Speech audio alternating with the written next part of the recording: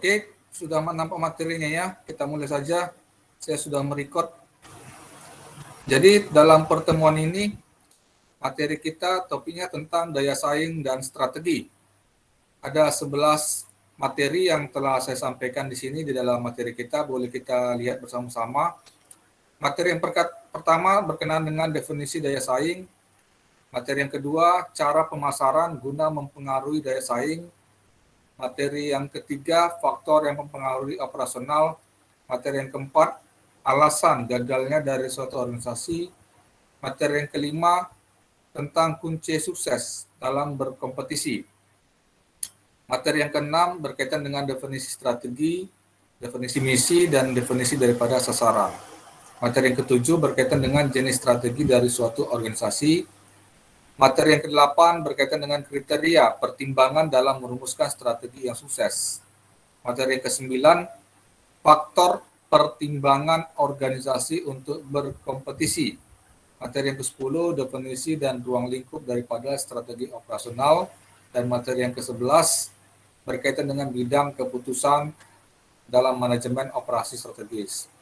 Sebagai pengantar dari saya, bahwasanya di dalam menjaga keberlangsungan hidup suatu organisasi, tentu setiap organisasi ataupun perusahaan pasti akan menghadapi daya saing, persaingan. Sehingga mau tidak mau, setiap perusahaan harus mampu menciptakan daya saingnya dengan berbagai faktor pertimbangan yang mereka harus perhatikan. Di antaranya seperti sumber daya manusia yang harus berkompeten, baru sumber daya modal yang memadai sehingga bisa memenuhi segala aktivitas operasional perusahaan. Faktor peralatan juga, sumber daya peralatan, dan berbagai sumber daya lainnya. Itulah sebagai pengantar daripada saya berkaitan dengan bagaimana perusahaan harus bisa mampu menciptakan daya saing, sehingga bisa bertahan dalam industri persaingan yang semakin kompetitif. Di dalam materi kita ini saya coba definisikan daripada daya saing atau competitiveness, yaitu faktor penting dalam menentukan apakah perusahaan untung, hampir tidak mendapatkan keuntungan, ataupun gagal. Selanjutnya, definisi daripada daya saing yaitu seberapa efektif organisasi memenuhi keinginan dan kebutuhan pelanggan dibandingkan dengan organisasi lain yang menawarkan barang atau jasa yang sama. Materi yang berikutnya yaitu tentang cara pemasaran guna mempengaruhi daya saing. Organisasi bisnis berkompetisi atau bersaing melalui beberapa kombinasi fungsi pemasaran dan operasional. Tentu berkaitan dengan pemasaran akan mempengaruhi daya saing dalam beberapa cara. Hal ini termasuk di dalam pertama yaitu mengidentifikasi keinginan dan atau kebutuhan konsumen merupakan input dasar dalam proses pengambilan keputusan organisasi serta terpusat pada daya saing. Jadi artinya perusahaan harus mampu mengidentifikasi, mengenal, memahami apa sih keinginan atau apa sih berkaitan dengan kebutuhan konsumen pada saat ini sehingga perusahaan bersedia atau mampu mempersiapkan sesuai dengan keinginan ataupun kebutuhan konsumen. Yang ideal adalah mencapai kesesuaian utuh antara keinginan dengan kebutuhan mereka serta barang dan atau jasa organisasi. Yang kedua yang berkaitan dengan pemasaran mempengaruhi daya saing yaitu penentuan harga merupakan faktor utama dalam keputusan pembelian konsumen. Di dalam manajemen pemasaran ada dikenal dengan bauran pemasaran atau marketing mix. Itu ada 4P yang dikenal, yaitu price atau harga, produk, place atau tempat, dan promotion atau promosi. Jadi di dalam berkaitan persaingan tentu bagaimana perusahaan bisa menentukan harga yang bersaing. Tentu dalam harga bersaing ini tidak serta-merta harus mahal atau tidak murah, karena kualitas akan mempengaruhi terhadap harga. Jadi bagaimana perusahaan bisa berdaya saing dalam konteks menentukan harga yang mampu dijangkau oleh konsumen sesuai dengan kualitas produk yang ditawarkan. Yang ketiga, periklanan dan promosi. Merupakan cara organisasi dapat menginformasikan kepada calon pelanggan mengenai fitur produk atau jasa mereka serta menarik pembeli. Seperti yang saya jelaskan tadi, di dalam manajemen pemasaran ada dikenal dengan baru pemasaran atau marketing mix, diantaranya itu ya promosi. Artinya bagaimana kita bisa menginformasikan atau memperkenalkan produk yang akan kita tawarkan kepada konsumen sesuai dengan kapasitas dan kualitas yang kita berikan kepada konsumen nantinya. Materi yang berikutnya berkaitan dengan faktor yang mempengaruhi operasionalisasi. Operasional memiliki pengaruh besar terhadap daya saing melalui yang pertama, desain produk dan jasa. Harus mencerminkan upaya bersama dari banyak bidang perusahaan guna mencapai kesesuaian antara sumber keuangan, kemampuan operasional, kemampuan rantai pasokan dengan keinginan dan kebutuhan konsumen. Yang kedua, berkaitan dengan operasional, biaya output organisasi adalah variabel penting yang mempengaruhi keputusan penentuan harga dan laba. Yang ketiga, berkaitan dengan lokasi, merupakan hal penting dalam hal biaya dan kenyamanannya bagi pelanggan. Lokasi dekat dengan input dapat mengakibatkan biaya input yang lebih rendah. Lokasi dekat dengan pasar dapat mengakibatkan biaya transportasi lebih rendah dan waktu pengiriman lebih cepat. Di dalam pertemuan kita sebelumnya, kita sudah membahas bagaimana menentukan lokasi untuk tempat usaha kita. Dengan semakin strategis lokasi yang tentu kita tetapkan akan mempengaruhi terhadap biaya, berbagai biaya yang kemungkinan akan mempengaruhi dalam hal input, transportasi, dan pemasok bahan baku. Yang keempat, berkaitan dengan mutu, yang mengacu pada bahan baku, keahlian, desain, serta jasa. Konsumen akan menilai mutu dalam hal seberapa baik mereka berpikir bahwa produk atau jasa akan memuaskan tujuan yang diharapkan. Pelanggan biasanya bersedia membayar lebih mahal untuk produk atau jasa apabila mereka merasakan produk atau jasa memiliki mutu lebih tinggi dari produk atau jasa kompetitor. Ya tentulah ya seperti yang kita sebutkan tadi, harga akan menentukan kualitas. Semakin baik kualitas maka harga akan semakin mahal atau semakin tinggi. Yang kelima, respon yang cepat dapat menjadi keunggulan kompetitif. Salah satu caranya adalah membawa produk atau jasa baru maupun produk atau jasa yang diperbaiki secara cepat ke pasar. Cara lain adalah mampu mengirimkan produk dan jasa yang sudah ada secara cepat ke pelanggan setelah mereka memesan serta menangani keluhan pelanggan secara cepat. Jadi dalam hal pelayanan juga kita harus respon, tanggap dengan cepat atas permintaan kebutuhan konsumen. Itulah salah satu strategi yang paling penting di dalam industri jasa berkaitan dengan respon yang cepat terhadap konsumen. Termasuk juga berkaitan dengan berbagai keluhan dan saran daripada konsumen harus cepat kita tanggapin dan kita tindak lanjutin untuk memenuhi perbaikan dan peningkatan kualitas seterusnya. Yang keenam, berkaitan dengan fleksibilitas, adalah kemampuan untuk merespon perubahan. Perubahan dapat berkaitan dengan penggantian fitur desain produk atau jasa, atau volume yang diminta oleh konsumen, atau bauran produk atau jasa yang ditawarkan organisasi. Fleksibilitas yang tinggi dapat menjadi keunggulan kompetitif dalam lingkungan yang berubah-ubah. Tentu segala sesuatu yang pasti adalah perubahan. Kan begitu. Perubahan pasti akan terjadi baik setiap saat maupun kapan saja dan di mana saja. Sehingga bagaimana setiap perusahaan ataupun organisasi harus fleksibel, harus bisa menyesuaikan berbagai perubahan-perubahan yang mungkin terjadi di dalam lingkungan organisasi maupun di luar organisasi. Termasuk juga perubahan-perubahan terhadap keinginan atau kebutuhan konsumen, maka perusahaan harus bisa fleksibel, harus bisa menyesuaikan dengan harus mampu menyiapkan berbagai keinginan dan kebutuhan yang mungkin terus berubah-ubah. Yang ketujuh, berkaitan dengan manajemen persediaan, dapat menjadi keunggulan kompetitif dengan menyesuaikan penawaran barang secara efektif dengan permintaan barang. Yang kedelapan, manajemen rantai pasokan berkaitan dengan pengordinasian operasional internal serta eksternal berkaitan dengan pembeli dan pemasok untuk mencapai pengiriman barang dengan biaya yang efektif dan tepat waktu di seluruh sistem.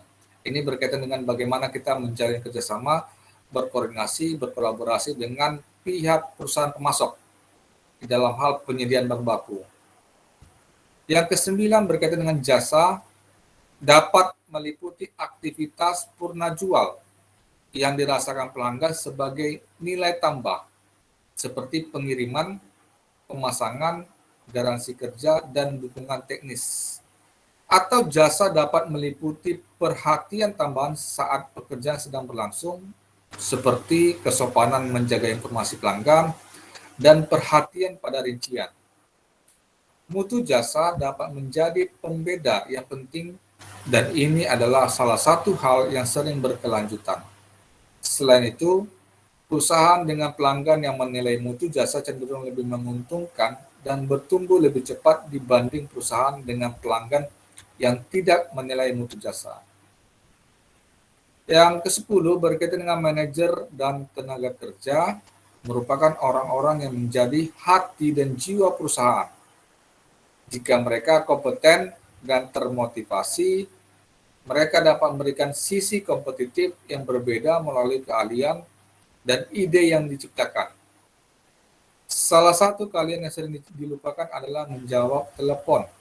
Bagaimana menangani keluhan atau permintaan informasi dapat berdampak positif ataupun negatif. Apabila seseorang menjawab telepon dengan kasar atau tidak mampu membantu, hal ini dapat menghasilkan citra yang negatif bagi suatu perusahaan. Namun sebaliknya, apabila telepon masuk diangkat segera dan riang gembira, hal ini dapat menghasilkan citra positif dan berpotensi menjadi keunggulan kompetitif. Tentu sumber daya manusia merupakan faktor penting di dalam mendukung dan juga kemajuan daripada suatu perusahaan. Apabila semakin tinggi keterampilan atau kompetensi yang dimiliki masing-masing sumber manusia, tentu akan menjadi faktor daya saing yang sangat penting untuk menciptakan keunggulan kompetitif bagi perusahaan tersebut. Materi berikutnya berkaitan dengan alasan gagalnya dari suatu organisasi. Kenapa dikatakan organisasi itu menghadapi kegagalan? Ada beberapa faktor. Yang pertama, terlalu banyak menekankan pada kinerja keuangan jangka pendek, seperti beban penelitian dan pengembangan. Dalam suatu perusahaan yang besar tentu ada disebut dengan divisi litbang atau penelitian pengembangan atau research and development. Jadi divisi ini salah satu tugasnya adalah untuk melakukan penelitian berkaitan dengan bagaimana bisa menghasilkan produk yang semakin kompetitif dan juga melakukan pengembangan produk atau diferensiasi produk.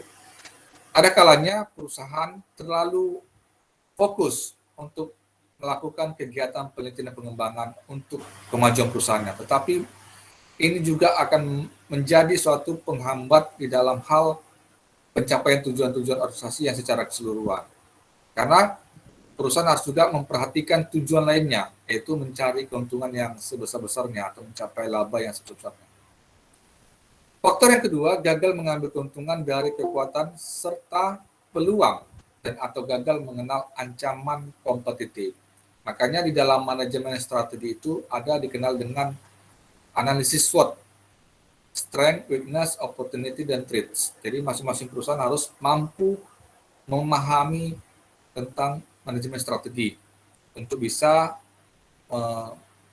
mencapai keunggulan yang kompetitif. Yang ketiga, mengabaikan strategi operasional. Yang keempat, terlalu banyak menekankan pada desain produk dan jasa, serta tidak cukup banyak menekankan pada desain dan perbaikan proses. Alasan yang kelima, mengabaikan investasi pada modal dan sumber daya manusia. Yang seperti saya katakan tadi di awal, bahwa di dalam teori manajemen sumber daya manusia, faktor yang penting di dalam mendukung keberhasilan perusahaan adalah sumber daya manusia, karena sumber daya manusia adalah uh, aset terbesar, aset penting bagi perusahaan. Tetapi terkadang ada beberapa perusahaan yang menganggap bahwasanya sumber daya manusia itu merupakan faktor yang hanya untuk melakukan saja, menyelesaikan pekerjaan saja, sehingga sumber daya manusia itu dianggap seperti mesin, dianggap kerja, sehingga mengabaikan akan peningkatan keterampilan atau kompetensi sumber daya manusianya. Oleh karena itu, bila perusahaan mengabaikan keterampilan ataupun kompetensi sumber daya manusianya, maka akan menyebabkan ketertinggalan kompetensi dari masing-masing personal oleh perusahaan. Oleh karena itu, perusahaan harus bersedia menginvestasikan modalnya untuk peningkatan keterampilan ataupun kompetensi dari masing-masing personel atau karyawannya. Faktor yang keenam yaitu gagal membangun komunikasi internal yang baik dan kerjasama di antara bidang fungsional yang berbeda-beda. Di dalam suatu perusahaan tentu terdiri dari berbagai bidang, divisi atau departemen, seperti divisi pemasaran, divisi produksi, divisi keuangan, divisi sumber daya manusia, divisi quality control, dan sebagainya. Masing-masing divisi ini menetapkan tujuan dan strateginya masing-masing, sehingga mereka hanya memikirkan divisi masing-masing. Kurang adanya komunikasi di antara masing-masing divisi, sehingga akan terjadi ketidakefektifan di dalam hal komunikasi, sehingga masing-masing divisi merasa saling bersaing. Oleh karena itu, haruslah tercipta komunikasi yang baik dan kerjasama yang baik ataupun kolaborasi yang baik di antara masing-masing divisi atau bidang yang ada di dalam suatu perusahaan. Faktor yang ketujuh adalah gagal mempertimbangkan keinginan dan kebutuhan pelanggan.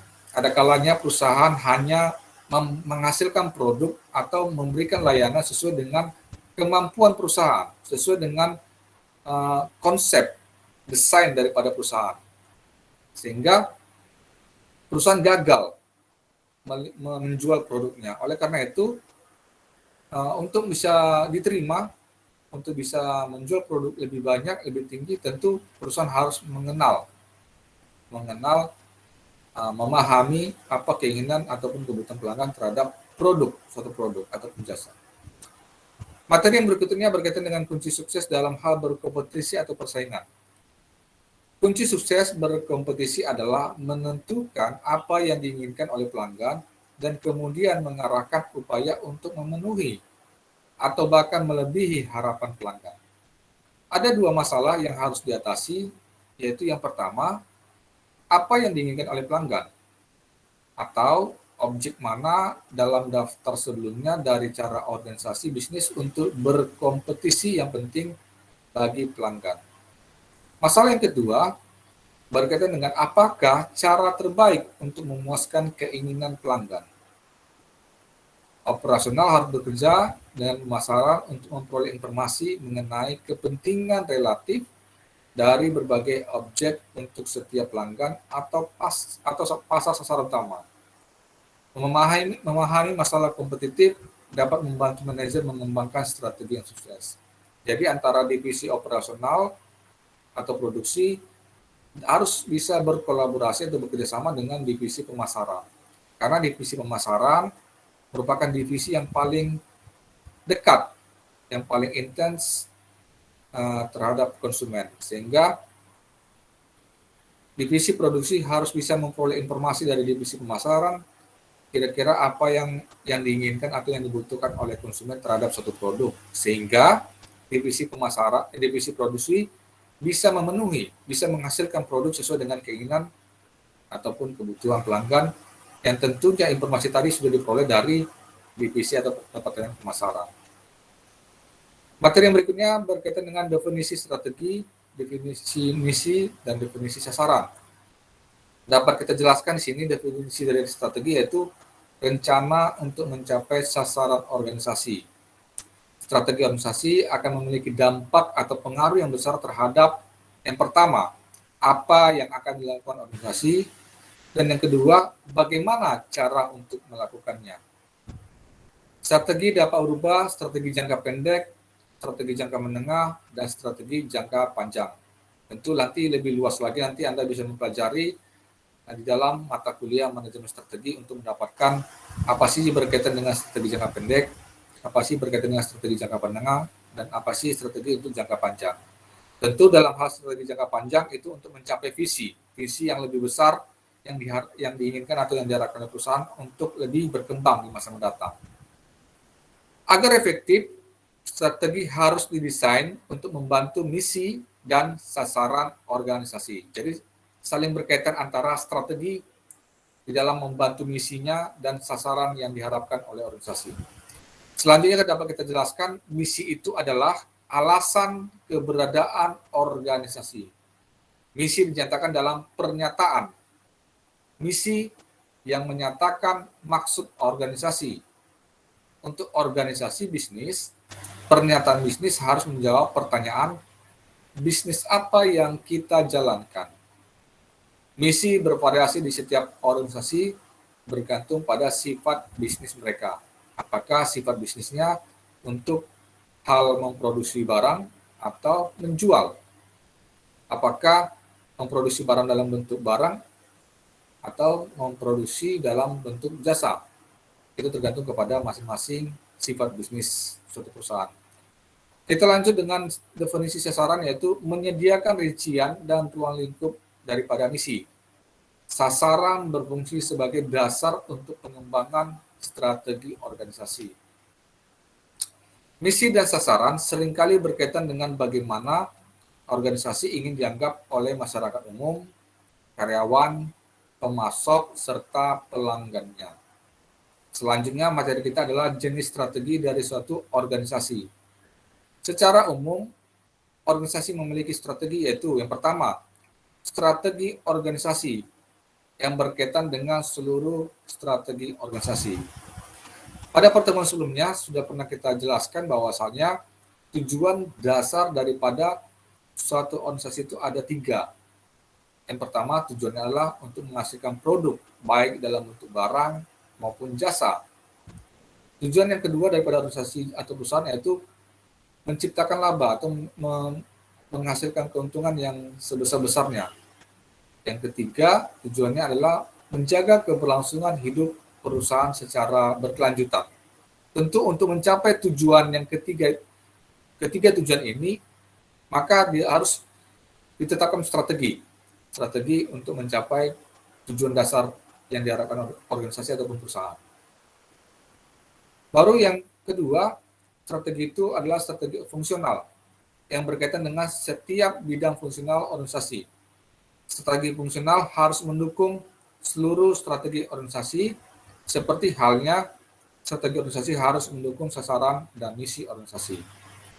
Di dalam suatu perusahaan, sebagaimana sudah kita jelaskan tadi, ada terdiri dari beberapa divisi ataupun departemen ataupun bidang, seperti divisi atau departemen pemasaran, divisi produksi, divisi sumber daya manusia, divisi keuangan, divisi quality control, divisi research and development, penelitian dan pengembangan.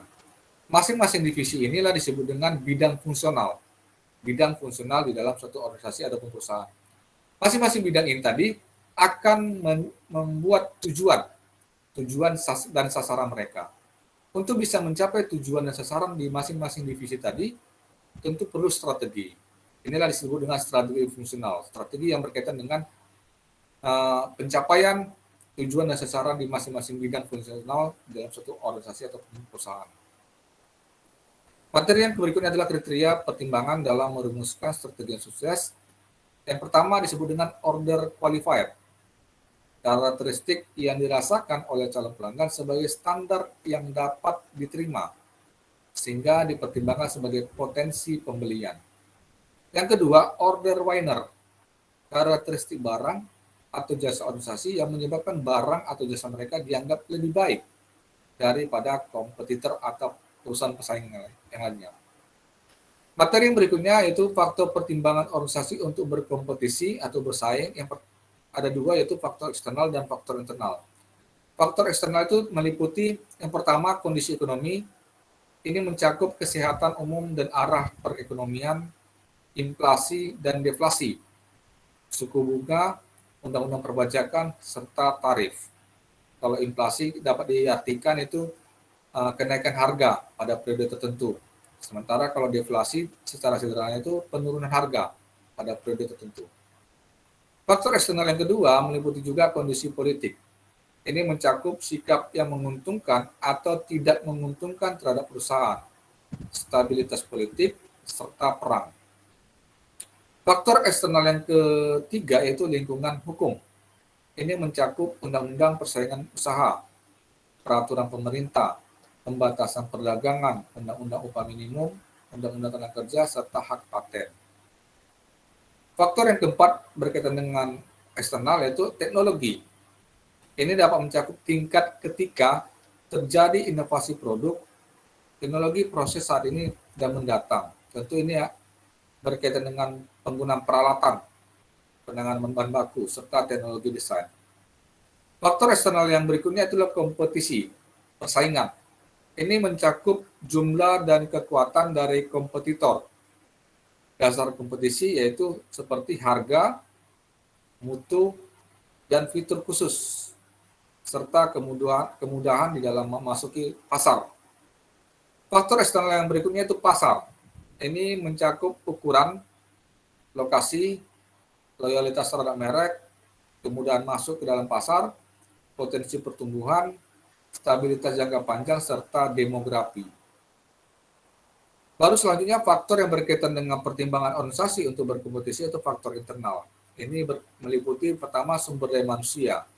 Ini mencakup keterampilan dan kemampuan manajer dan tenaga kerja. Talenta khusus ini berkaitan dengan kreativitas, berkaitan dengan desain, berkaitan dengan dalam hal pemecahan masalah. Dan juga loyalitas pada organisasi, keahlian, dedikasi, serta pengalaman. Faktor internal yang kedua itu berkaitan dengan fasilitas dan peralatan.